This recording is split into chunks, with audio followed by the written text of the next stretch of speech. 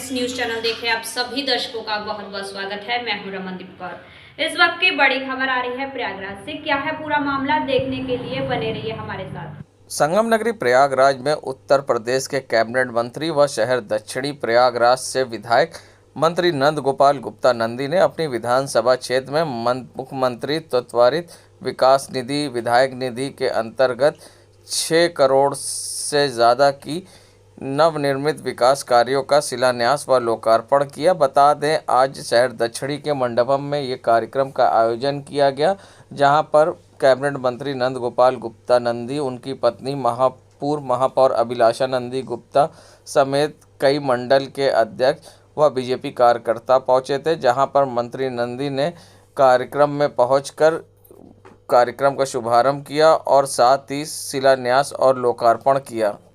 देखिए, आज माननीय मुख्यमंत्री जी की त्वरित योजना के अंतर्गत, विधायक निधि के अंतर्गत और पूर्वांचल निधि के अंतर्गत करीब 6 करोड़ 62 लाख रुपए की विभिन्न योजनाओं का शिलान्यास और लोकार्पण हो रहा है। मैं क्षेत्र की जनता को बधाई देना चाहता हूं। जो 20 साल, 25 साल, 15 साल, 10 साल से नहीं बनी थी, उनको चिन्हित करके बनाते जा रहे हैं। और अब मैं नहीं, क्षेत्र की जनता बोलने लगी है कि शहर दक्षिणी में इतना विकास हुआ। विकास पुरुष के नाम पर अगर संबोधित करती है तो मैं उनका धन्यवाद करता हूं। आदरणीय मोदी जी की गारंटी, जो गारंटी पूरा होने की गारंटी है, निश्चित रूप से आदरणीय प्रधानमंत्री जी के कुशल मार्गदर्शन में, माननीय मुख्यमंत्री योगी आदित्यनाथ जी के नेतृत्व में देश में चारों ओर विकास हो रहा है। प्रदेश के अंतिम गांव तक विकास हो रहा है। विकास की रोशनी अंतिम गांव तक पहुंचे, अंतिम मोहल्ले तक पहुंचे, अंतिम गली तक पहुंचे।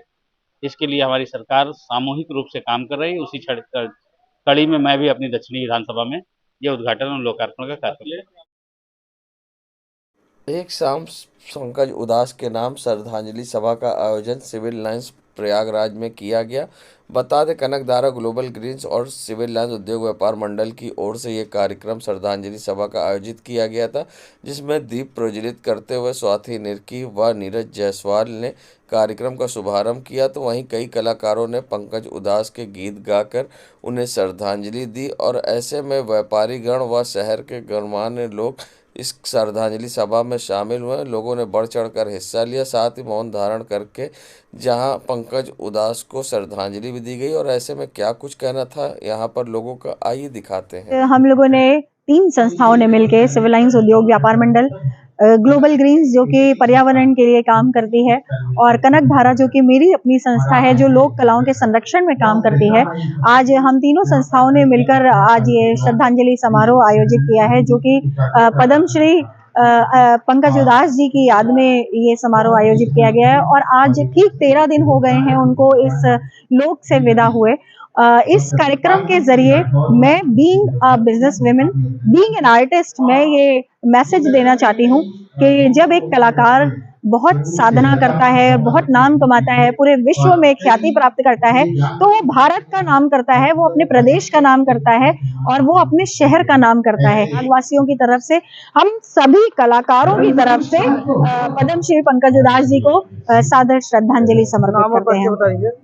स्वाति निरखी। विक्षोभ का दिन है, एक अलविदा का दिन है, क्योंकि हम सबकी भारतीय संगीत कला के पुरोधा, हम सबके प्रणेता पंकज उदास साहब जी 13 दिन पहले हम सबसे दूर हो गए। आज उनके त्रयोदशा पर प्रयागराज के समस्त कलाकारों ने एकजुट होकर उन्हें श्रद्धांजलि देने के उद्देश्य से यहाँ पर हम सब आए हुए हैं। अखिलेश यादव ने मोदी की गारंटी और साथ ही भाजपा को लेकर जुमला और गारंटी के मुद्दे पर इज इक्वल टू जुमैटी पार्टी बताया, जिस पर अब मंत्री नंदी ने पलटवार किया है। और साथ ही अखिलेश यादव को लेकर कहा कि विरासत में गद्दी मिल सकती है, बुद्धि नहीं। और साथ ही उन्होंने पलटवार करते हुए कई बड़े बयान दिए और क्या कुछ कहा मंत्री नंदी ने, आइए दिखाते हैं। अखिलेश यादव पहले भी कह चुका हूं कि विरासत में गद्दी मिल सकती है, बुद्धि नहीं। अखिलेश यादव हमेशा अपने इसी तरह के बड़बोलेपन, झूठ बोलने, अपने किए हुए फैसलों पर ना टिकना, वापस लेना, ऐसी बहुत सारी चीज़ों पर आज टोटी कहते ही लोग अखिलेश यादव कहने लगते हैं। जब पूरी दुनिया कोरोना से कराह रही थी, हमारे देश के वैज्ञानिकों ने, डॉक्टरों ने वैक्सीन बनाई, उसको बीजेपी की वैक्सीन कह करके उनका मजाक उड़ाने का काम किया। थूक के चाटने वाली जो कहावत सच हुई अपने लोगों को, और पार्टी कार्यकर्ताओं को उन्होंने बोला कि नहीं, वैक्सीन लगवानी चाहिए। जब वो सत्ता में थे तो वीडियो गेम पे खेलते हुए, मोबाइल पर गेम खेलते हुए पूरा 5 साल बिता दिए।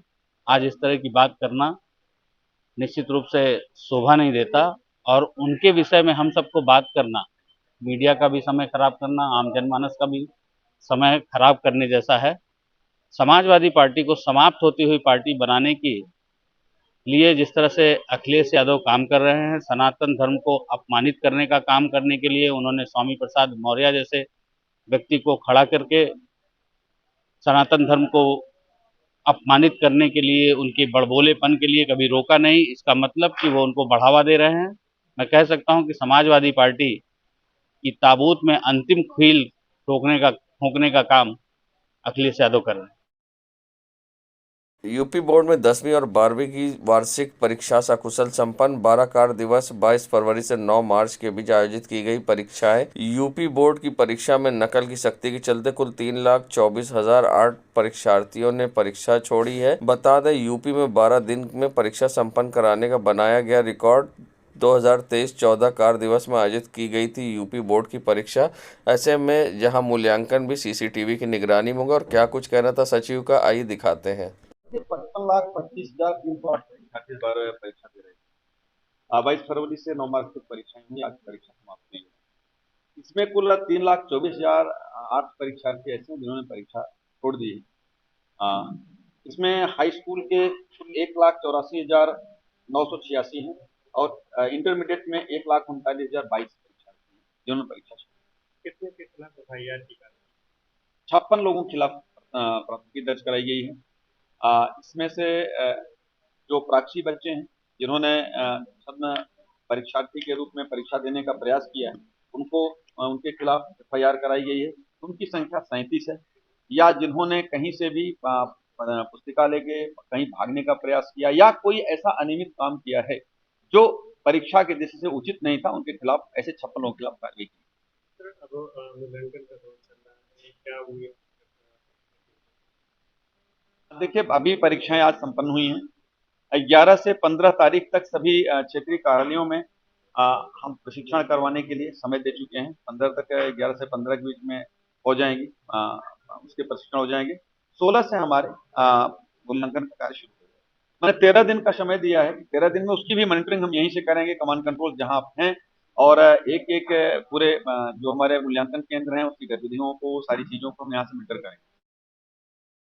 प्रयागराज से निकलने वाली शिव बारात की चर्चा पूरे देश में है, तो ऐसे में शिव बारात को कवरेज करने आए कुछ फोटोग्राफरों के मोबाइल चोरी हो गए। बता दें, कलकत्ता से चलकर प्रयागराज आए फोटोग्राफर जहां शिव बारात में कवरेज कर रहे थे, उसी दौरान उनके मोबाइल चोरी हो गए। ऐसे में करीब 4 से ज़्यादा फोटोग्राफरों के मोबाइल चोरी हुए हैं, जिसकी शिकायत उन्होंने कोतवाली थाने में की है और एफआईआर दर्ज कराई है।